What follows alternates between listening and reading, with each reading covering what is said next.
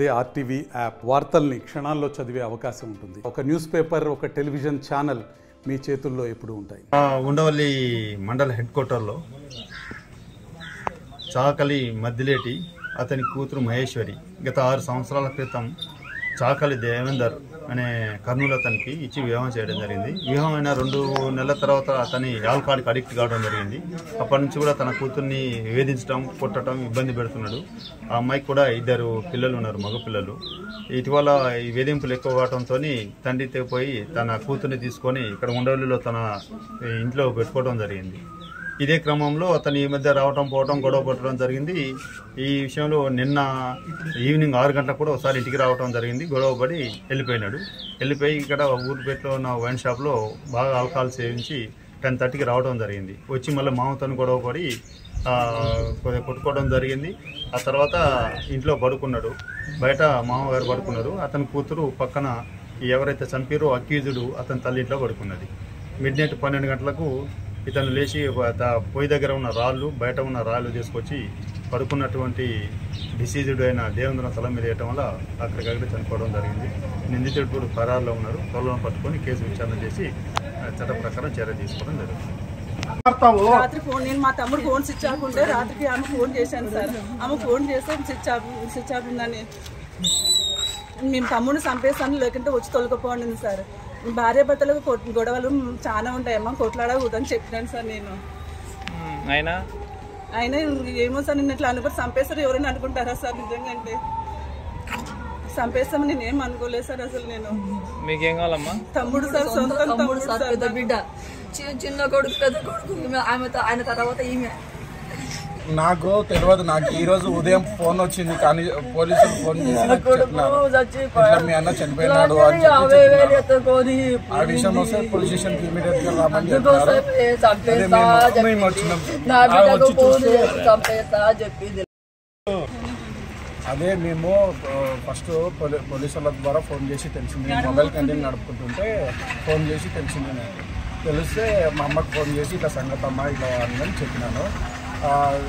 ఇది ఇట్లా జరిగింది అని చెప్తే ఇమీడియట్గా మీరు స్టేషన్ కాడికి రండి అని చెప్పినారు. వచ్చి ఇంటి దగ్గరకు పోయి చూస్తే అదే సచిన శవం లాగా పడి ఒక 4-5 రాళ్ళు రక్తస్వాబ్ పోతనే ఉంది. ఇంకా పోతనే ఉంది. 2 చేతులకి తాళ్ళు కట్టేసినారు అనమాట. బాగా అసలు పై మీద బట్టలే లేవు అసలుకి.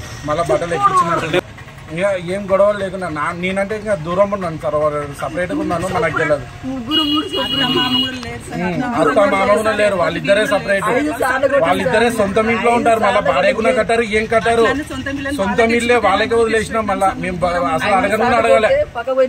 వాళ్ళే మా కర్నూలులో సోనియా గాంధీ కాలనీలో సొంత ఇంట్లో ఉంటారన్నమాట. వాళ్ళు వాళ్ళ మామ భార్య ఇంటికి అడగున అదే చెప్తున్నారు. వాళ్ళ ఇంటి దగ్గర కూడా అదే చెప్తున్నారు. రాత్రి ఫోన్ చేసి మాకు ఫోన్ చేసి చెప్పిందంట, ఏమని చంపేస్తాం నీ కొడుకుని అని చెప్పిందంట. మా అక్కకు ఫోన్ చేసి మీ తమ్ముడిని చంపేస్తాం మేము అని చెప్పిందంట. నా కొడుకు బేసారం వచ్చినాడు, 3 పిల్లలతోకి వచ్చినాడు. తండ్రి బిడ్డ ఇద్దరు కలిసి రాళ్ళతోకి కట్టేసి చంపినారు. నాకు రారైతే చంపేస్తారు సార్. నా కొడుకుని చంపేస్తారు సార్. నా కొడుకుని చంపేసినారు సార్. తండ్రి బిడ్డ చంపేసినారు సార్.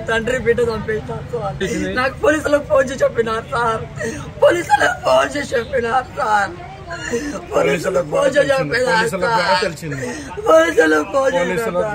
నా కొడుకు కట్టేసి చంపినారు సార్. చేతులు కట్టేసి నా కొడుకు ఇట్లా పాలం పోదు సార్.